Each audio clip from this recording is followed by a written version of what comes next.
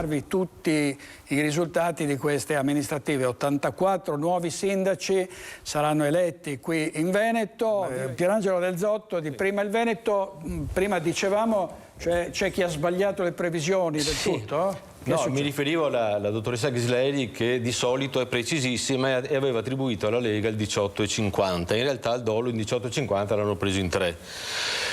Io mi aspettavo questo risultato per una serie di concomitanze. Allora, i sindaci hanno le armi spuntate. Io parlo da revisore di un ente locale, parlo da assessore al bilancio della provincia un mandato fa. Roma chiude il rubinetto e la brutta figura la fa l'ultimo, che è il sindaco, che è il presidente della provincia, che è il presidente del quartiere. Altre concomitanze sono state, ci avviciniamo sempre più all'America, dove va a votare il 50%. Io faccio le vacanze in Cadore e mi è stato chiesto di candidarmi per paura che non andasse col candidato unico, che è un personaggio molto importante, che lavora a Roma. Temevano che non arrivassero al 50%, perché se non si arriva al 50% col candidato unico si resta a casa. C'è accenno al discorso della scuola politica, ci vorrebbe per fare scuola politica anche i docenti oltre che i discenti. In questo momento si fa marketing politico con i personaggi che sono bravissimi a comunicare. Si esagera, si parla alla pancia della gente, ma dopo 3 volte che hai parlato alla pancia della gente senza dare risultati, la gente ti rifiuta. C'entra anche per poco la situazione sanitaria, per cui la gente non è motivata ad andare a votare.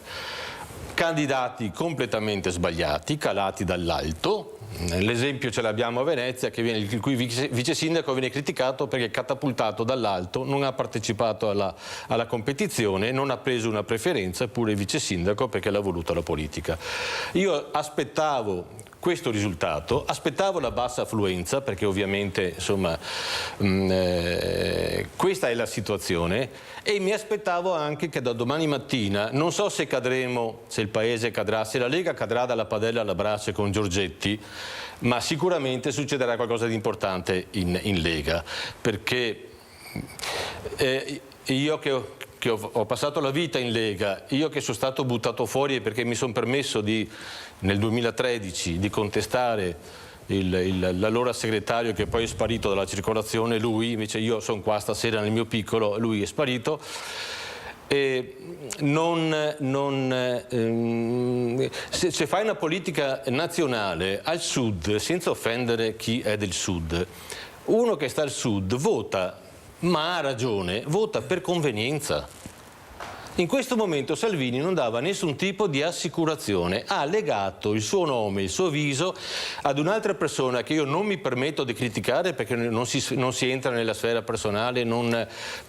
Però se tu colleghi il tuo viso con il viso di un'altra persona e questa persona 5 giorni prima del voto cade in disgrazia, la gente fa 1+1. Scusi, Del Zotto, prego. Sì, no, chiudevo. Al di là delle isole felici, no? Cittadella è da una vita che è un'isola felice e chiaramente ha tutto un percorso, no? Che viene da lontano, viene da Bitonci, viene da...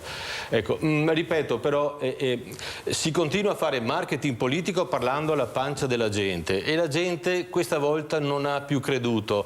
Vero è anche che i sindaci sono qualche volta dei poveri disgraziati che corrono e non hanno il supporto per poter fare quello che pensano di fare.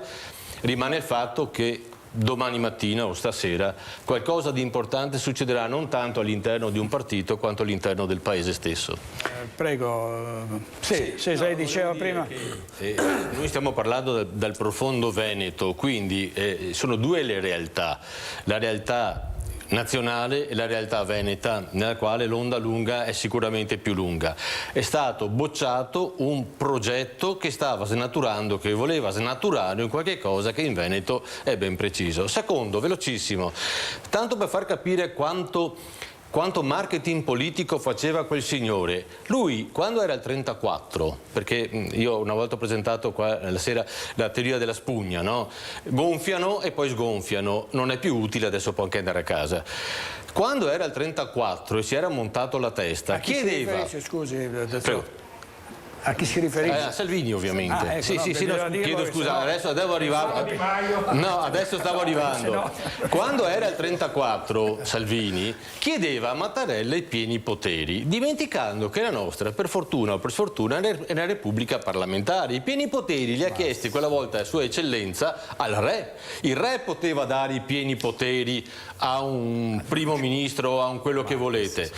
Ma lui ha per mesi è andato in televisione chiedendo i pieni poteri, che non, studia un po' di diritto pubblico, insomma, prima di parlare, anche, capisco che ha la licenza di scientifico e non ha mai finito l'università, ma voglio dire, prima di veicolare messaggi che poi diventano anche violenti, perché poi quando la catena del messaggio passa non tutti sono in grado di capire e di accettare, poi passa anche un passaggio di, non dico di violenza, ma di fermezza. Ecco, è un esempio di come l'uomo sparava alla pancia della gente. La gente oggi, e parlo del profondo Veneto per cui non mi riferisco, come dice il generale presidente, chiaro che qua la cosa dura di più, però è un segnale. È un segnale, quindi se io non sono più dov'ero e non sono il solo stasera a non essere più dov'ero, però un pelo di preoccupazione io lo Allora, avrei. prima di andare...